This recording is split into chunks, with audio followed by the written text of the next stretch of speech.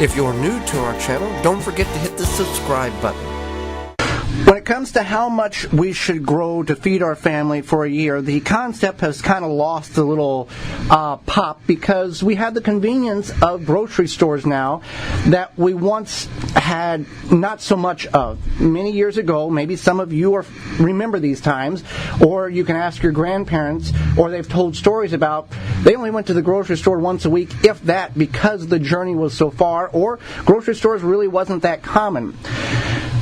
And they had to grow what they wanted to eat.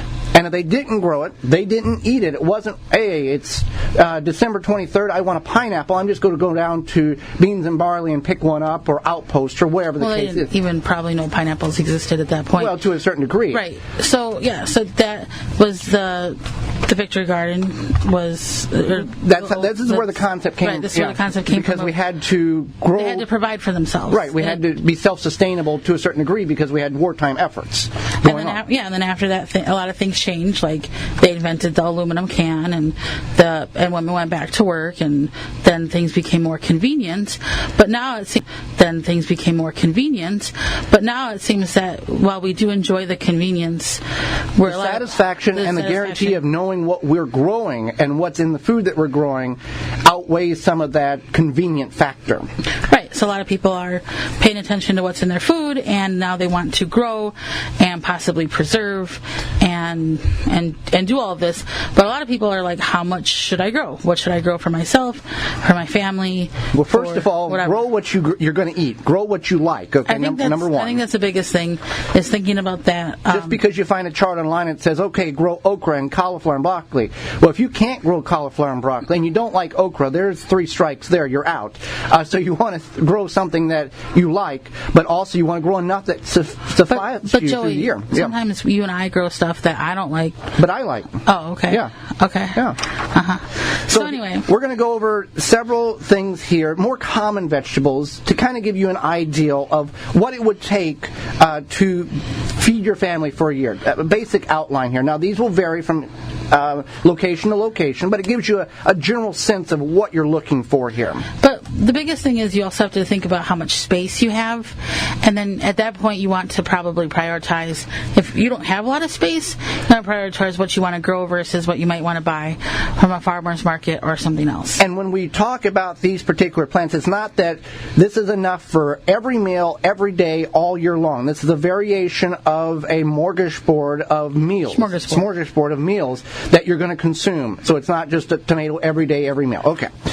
So asparagus, if you want it, this is for a family of 4. So that's kind of the outline here. 40 plants. It's a perennial, comes back year after year, can last 20 to 50 years. So 40 plants, that'll be enough, and you can pickle it. Can you freeze it? Can you blanch it or freeze it? Okay, you can freeze asparagus. Yeah, you can freeze it. So that's a good outline there. But asparagus, we find, bite early in the season really works better than trying to establish a bed that you could utilize something else all year. If you don't have the space, yeah. So beets, we like beets. You can pickle beets. I'm sure you can freeze them. You can freeze pretty much any vegetable, but you can definitely pickle them. They're good. It says 10 feet, and this is a spring and fall crop. We talked about that last week, about spring crops, cool weather crops. So this is what beets are. Broccoli, 5 plants. And that can be cool at spring and fall. Mm-hmm. Brussels sprouts, same thing. Well, Brussels sprouts we find here in the upper Midwest. We plant them in early April, and they get ready by October. So for us, it's a one-season plant. So we plant more than what we normally think we want because we find that we really enjoy them. And so you've never had a good Brussels sprout unless you've grown it from your plant starting and grown in your garden. Yeah. And so then bush beans is 15 feet. So that's... And it's succession planting. Every 2 weeks you want to put another row in because bush beans take 40 to 60 days to reach maturity. They'll produce for 2 to 3 weeks, and then their life cycle is over. So you want that succession, that continuous harvest through the growing season.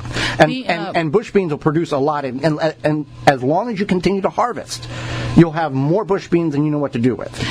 Pole beans, it says 3 poles. So to me, that would mean that you would choose something that's going to trellis and plant around that item, and that would be like a teepee type of structure. Mm-hmm. Those take 70, 80 days to reach maturity. Will produce all the way up to frost. So take your pick. What do you want? The pole beans or the bush beans or the space you have available? Yep, cabbage. So it just looks like all the brassicas are about 5 plants each. That sounds about right, unless you really enjoy cabbage. Maybe you do a lot of sauerkraut or coleslaw or something, then maybe you want to do more. Carrots, 10 feet. Now, yeah, carrots are 10 feet. Succession planting. The thing you want to be aware of with carrots is during the warmest portions of the year, not a good time to plant carrots. Do it early in the spring up till the days start to get really warm, and then start backdate them off. They can off in the fall. They can't handle a frost. They're just not good with a freeze, so be aware of that. And you can do a lot of carrots in 10 foot. Put a carrot every 2 inches. That's a lot of carrots. Cauliflower, that would be 5 plants. It's spring and fall crop. Chard. Now, chard is kind of funny because you can grow that year-round. You can cut it back when you harvest the outer leaves, and it's kind of a continuous harvest. Corn, it says 15 feet. I would say if you are going to grow corn, you would make that a 15-foot block. So by 5 foot. 3 by 5 or 3 by 5 or 5 by 5 or whatever.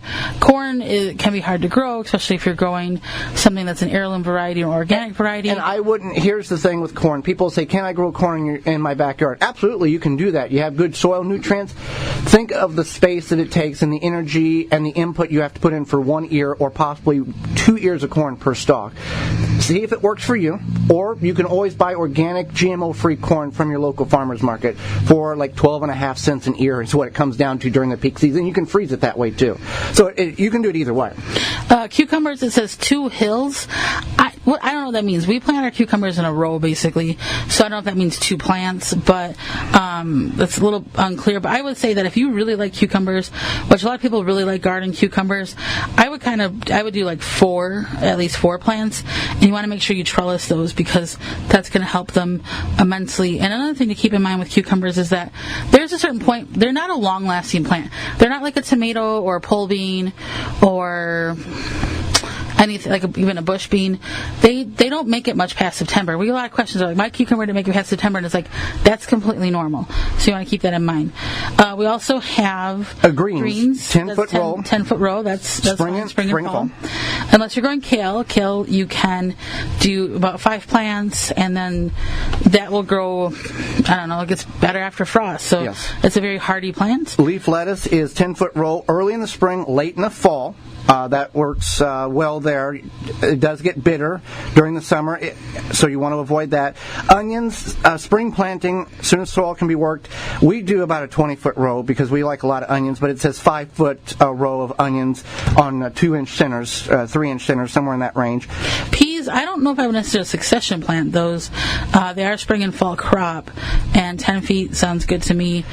Definitely. Peppers, 3 plants.